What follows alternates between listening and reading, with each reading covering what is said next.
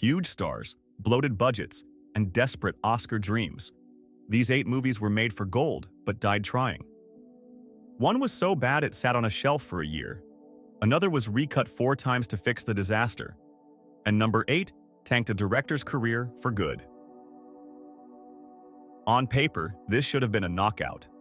Oscar-winning screenwriter Steven Zaillian takes on a Pulitzer Prize-winning novel, pulls together a cast stacked with heavy hitters: Sean Penn, Kate Winslet, Jude Law, Mark Ruffalo, Anthony Hopkins, and drops them into a period drama with serious award season potential.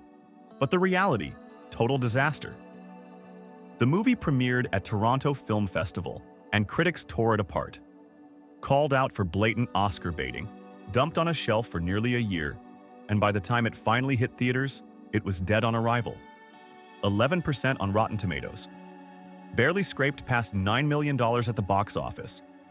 For Zaillian, this was a career-stalling bomb. He bounced back a little the next year with American Gangster, but directing? He didn't touch another movie after this. Instead, after not directing anything for 10 years, he moved to TV, where he delivered some actual quality, first with The Night Of in 2016, and more recently, Ripley on Netflix with Andrew Scott, which was phenomenal.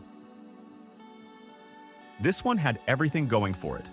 Rob Marshall had already won big with Chicago, then took a swing at Memoirs of a Geisha, and in 2009 came back to his bread and butter with a star-studded musical based on Fellini's 8½. 6 Oscar-winning actors. Daniel Day-Lewis leading the charge. Hollywood-centric plot. Obvious awards contender, right? Not even close. Critics weren't having it. 9 landed at 37% on Rotten Tomatoes and barely made a dent in the Oscar race. 4 nominations, sure, but outside of Penelope Cruz's Best Supporting Actress nod, nothing in the big categories. For a movie built to dominate award season, this was a flop. With this cast, this director, and this setup, 9 should have been a sure thing. Instead, it ended up just another overhyped, underwhelming letdown. $40 million budget. Didn't even crack $20 million at the box office. An absolute disaster. After winning her second Oscar for Million Dollar Baby, Hilary Swank was struggling to keep the momentum going. The Academy loves a good biopic, so Amelia looked like it might put her back in the awards conversation. That did not happen. Not even Mira Nair behind the camera or Richard Gere in the cast could make this thing exciting. Critics took one look and wrote it off immediately.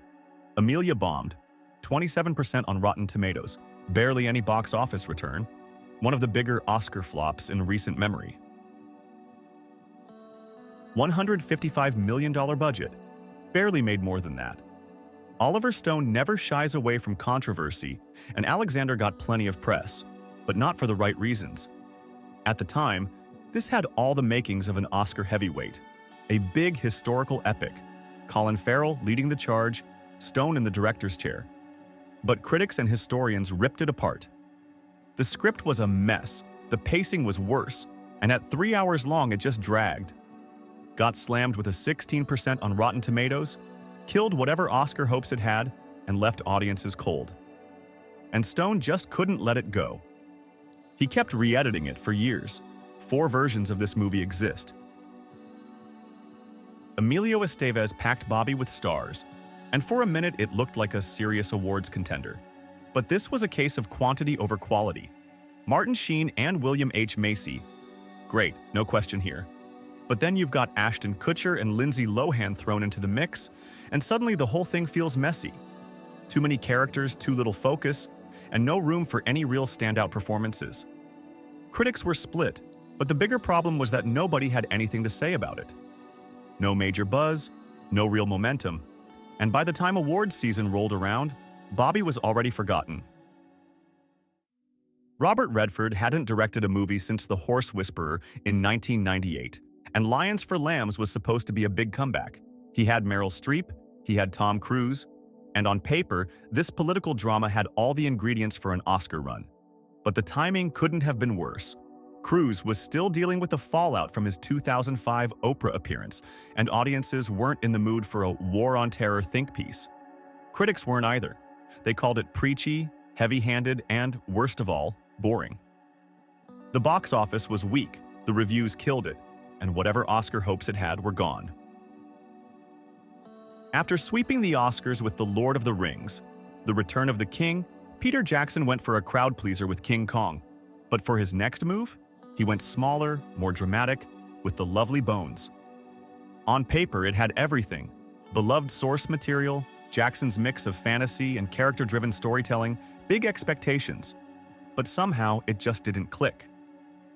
It was ambitious, yeah, but not everyone was on board with how Jackson handled the balance between the afterlife and the real world. Some thought it leaned too sentimental.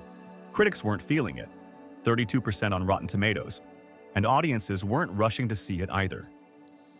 It only managed one Oscar nod, Best Supporting Actor for Stanley Tucci, and it couldn't even crack $100 million at the box office despite all the effects. Heavy visuals. Joe Wright had a huge Oscar hit with Atonement, 7 nominations, including Best Picture. So for his next move, he stepped outside of his usual period piece lane and went straight for Oscar bait. True story, lead character with mental health struggles, uplifting ending. Jamie Foxx, fresh off his Oscar win. Robert Downey Jr., hotter than ever after Iron Man. Everything lined up for The Soloist to be a major contender. Didn't happen. Reviews were fine, 56% on Rotten Tomatoes, not a total disaster, but it never caught on. No Oscar nominations, no big box office numbers, just a $38 million flop. The April release date probably should have been the first clue.